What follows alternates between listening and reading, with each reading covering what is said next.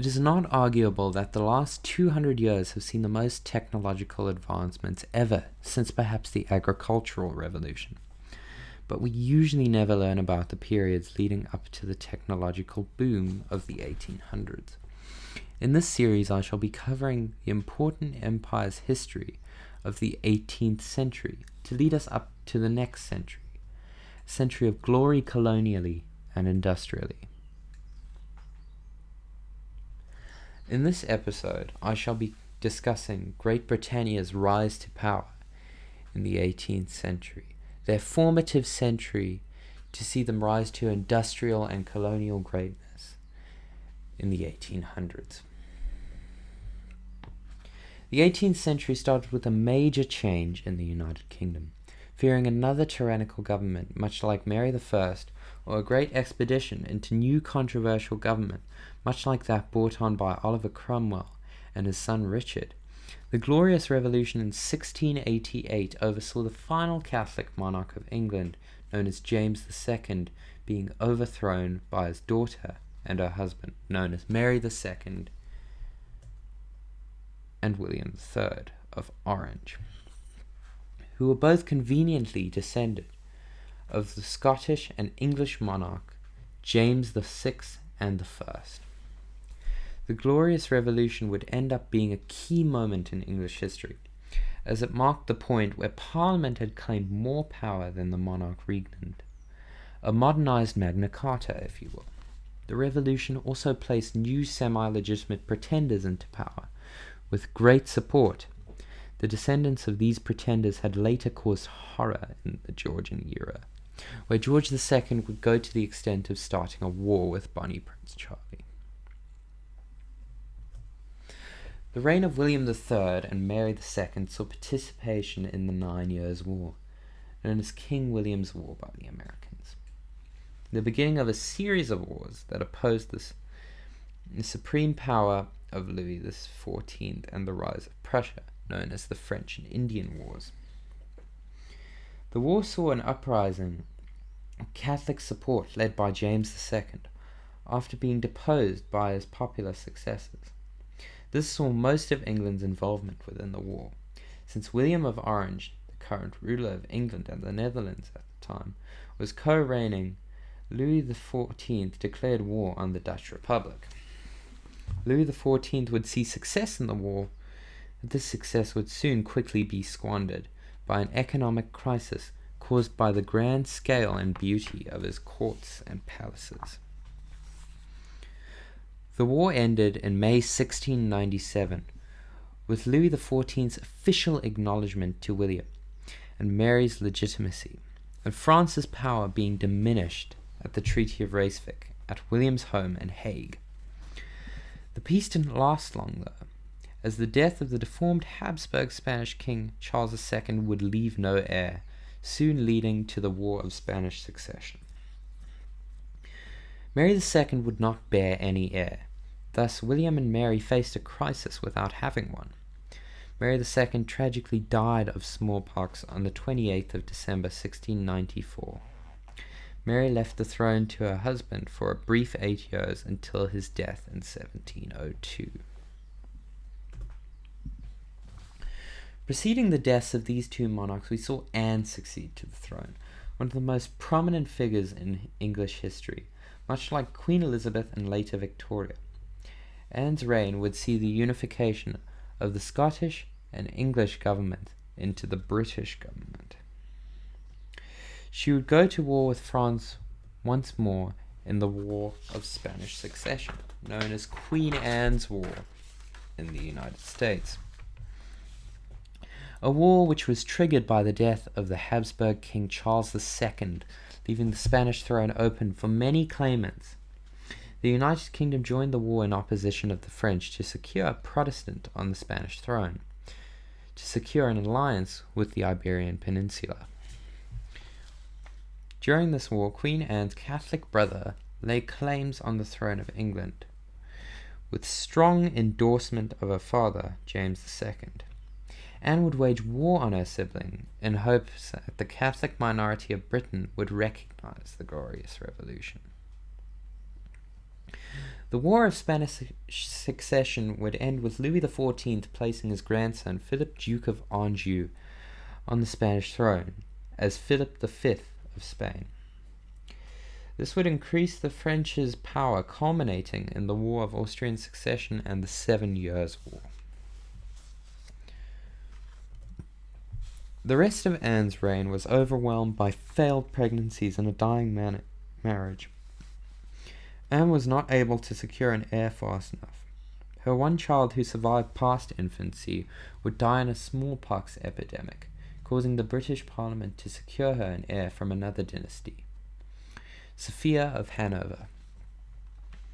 Sophia was sworn to secrecy of the news, but when the Queen Regent found out of the news, she sent a smoldering letter to Sophia, accusing her of attempting to outlive her to gain the throne. Sophia would die only a month later, mere weeks before Anne would pass. The British government secured George of Hanover, son of Sophia, on the English throne as George I. A controversial monarch for the time, George's ascension to the throne would see the end of the Scottish Stuart dynasty and the beginning of the German Hanoverian dynasty. This German Hanoverian dynasty would rule over Britannia until 1910, where it was merged with Saxe-Coburg and Gotha, which would later be changed to the modern monarchical house of Windsor under George V. King George was an unfavourable king, but introduced some very important positions in the UK Parliament, including the position of Prime Minister, which was taken over by Robert Walpole. Walpole was the leader of the British Whig Party, a pro-monarchist Protestant party who sought wealth and power. The Tories, on the other hand, were very supportive of the Stuart dynasty and sought the dynasty's restoration on the throne. In the general election of 1715, the Whigs won Parliament in the House of Commons with a majority in seats, which would bestow the position of the head of Parliament to the Whigs. Later, Walpole would take charge as Prime Minister under George I's demand. George had to face many Jacobite rebellions in his reign, but never got to the extent of a full war. George would also face much backlash, and many people switched political and religious aspirations with the Jacobite sympathizers. George, Prince of Wales, would publicly state that he had not a drop of blood in his veins which was not English, which came to the Prince of Wales's favour, who later succeeded his father in 1727 as George II. George II began his reign as a popular king, but his reign shortly lost popularity after brutally suppressing a Jacobite uprising in Scotland, outlawing bagpipes and holding grand public executions for traitors of the crown. George went to war with the Prussians in the 1740s in the War of Austrian Succession, King George's War, as known as in the colonies. King George II joined the war, being pro-Maria Theresa's ascension to the Austrian throne. Britain had allied itself with the Russians and the Dutch once more against the monarchies of France and Frederick II of Prussia. This war saw a British monarch lead their final battles on the grounds, with King George II fighting the Prussian army in the Holy Roman Empire. France was overwhelmed by British and Austrian support and later surrendered to both armies and returned to the Austrian Netherlands. This left Prussia with little support, but they were still overwhelmed by Russian soldiers, with their professional military strategies. Maria Theresa would end up remaining on the Habsburg throne, but lost Silesia to Prussian occupation. The British were keen to show support for Prussia as a Protestant nation and distance itself from the Catholic Holy Roman Empire for an alliance with the German state. Britain also aligned itself with Prussia by the end of the war. They were hesitant for any action to be taken on Hanover, the monarchy's original electorate province. The end of the war would also lead to the diplomatic revolution in Europe, where long-lasting alliances were formed between Catholic and Protestant states. This caused France to ally themselves with two former enemies, Austria and Russia. This alliance also strengthened ties between Britain, Prussia, and Hanover. This important period in history would lead to the most devastating war of the century. It also rippled its effects into many countries involved, causing the violent uprisings everywhere.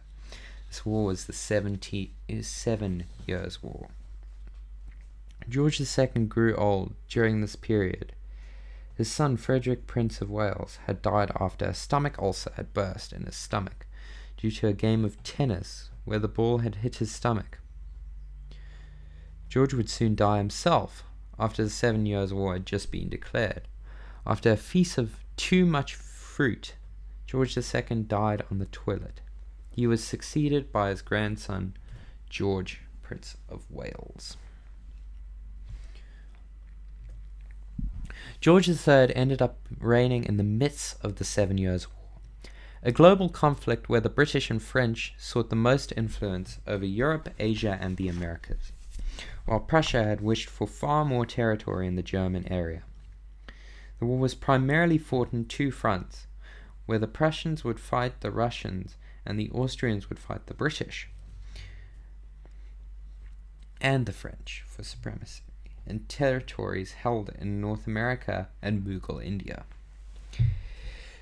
It would later be a key war in history, as its outcome would determine the sole global power for the next century. The war was fought for 12 years throughout the world, with hundreds of thousands of British and Prussian soldiers being deployed and just over 1 million French soldiers alone. The primary conflict of the 7 Years' War was known as the French and Indian War in the 13 colonies. Many political figures rose, such as George Washington, John and Samuel Adams, and Benjamin Franklin. Many of them were for the 7 Years' War, but later turned against it due to the horrific aftermath of the conflict. The British and Prussians would come close to victory nearing the end of the war. France would end the Anglo-French conflict with the Treaty of Paris. With this conflict with the French over, the British had gained a considerable amount of land in North America, the Indian subcontinent, and Europe. The war saw Hanover become a considerable German power in Europe, and one for Austria and Polish Lithuania to be concerned about when waging any future conflicts with Prussia, Britain, or any other Protestant power in the area.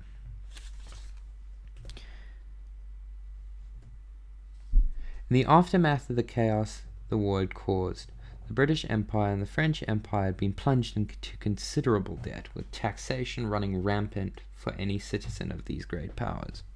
The United Kingdom focused most of its taxation and got most of the money from the new American colonies.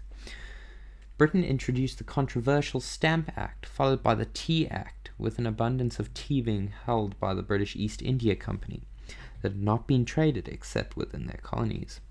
These two acts imposed heavy taxes on the essential products, which was unpopular among the American populace. The Americans would soon attempt many coups, which culminated in a crowd being fired on by redcoats in Boston, after rocks were pelted at them. This incident would soon be known as the Shot Heard around the world.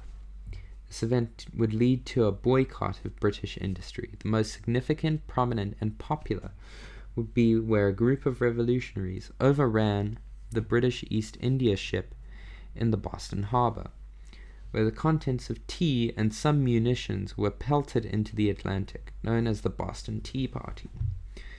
This event would become influential to the revolutionaries and British business. This would start the conflict of the American Revolution. In 1776, influential American figures now known as the Founding Fathers ratified a Declaration of Independence, a constitution, and a Bill of Rights, declaring independence from the colonial British Empire and declaring war against the tyrannical British government. The American Revolution would see many British successes against the American revolutionaries, but as many victories they saw at the beginning of the war, they saw devastating defeat near the end. It saw common people and the colonial armies take arms against the government of the British and their taxational/trade monopoly on the colonies. The British Prime Minister Frederick North, Lord North, would continue to urge the colonies to surrender near the end of the war, not due to their losses, but because it was costing the British much tax money towards a prolonged cause. The turning point in the war came when General George Washington besieged Delaware in a great victory for the Americans. But still, throughout the war, the British still held the modern eastern states of New York and much of Massachusetts, and after the war they held Vermont and Maine as part of Canada. The war ended as British Parliament recognized American independence and autonomy and engaged trade with the American government later that year. The British would demilitarize the American colonies and relocate the soldiers in Canada and Newfoundland. Many unhappy Americans, upset with the new direction of the country, were given free residence in Canada. The American economy would later crash due to military expenses in the war. The continental dollar would become worthless within years, and the army would be paid in worthless paper with ink. The army rioted and revolted for payments in metal coins. Many people tried to overthrow the American government for the next 10 years. Back in Britain, George III and the Hanoverian dynasty continued to be threatened with revolutions, much like the one that happened across the pond. A period between 1782 to 1830 suffered outrage in the British Empire. During this period, the British expanded their colonies within North America and the Indian subcontinent, and a newly discovered continent known as Oceania. This would be the beginning of them ascending to the greatest extent. The empire would be the most prestigious in the world, but they would suffer under a weak representation of their monarchy. King George III would go mad with porphyria, a rare mental condition that would cause the recipient to go insane. This would cause the downfall of the current king, and so the monarchy's prestigious status squandered in an age known as the Regency from 1811 to 1820, a period where the current monarch gave up the throne to his most trustworthy advisor until he got better, which became George, Prince of Wales. During the last day of George III's having controlled the throne in the 1790s, he would join all 6 of the coalitions that he would eventually exile Napoleon and the Jacobin Republic out of France. In the few years of Robespierre's flawed reign, he would see war after war fought with the monarchies of Europe, trying to abolish their new atheistic religion and rebellious political system for the time. But this would only continue into the 19th century under Napoleon's belt. These few wars ending out the 18th century would certainly not highlight the following century, but would certainly be formative of how a great power would be born. Thank you for watching my video. The script shall be available in the description, and a few mistakes had been made re-watching over the video. Of course, certainly pronunciation and reading skills weren't on top point during the recording of this, but I'm trying to get this out on a monthly basis, and it's been a month since I started writing this one, and expect in another week, 3 weeks or a month to see the next upload on France.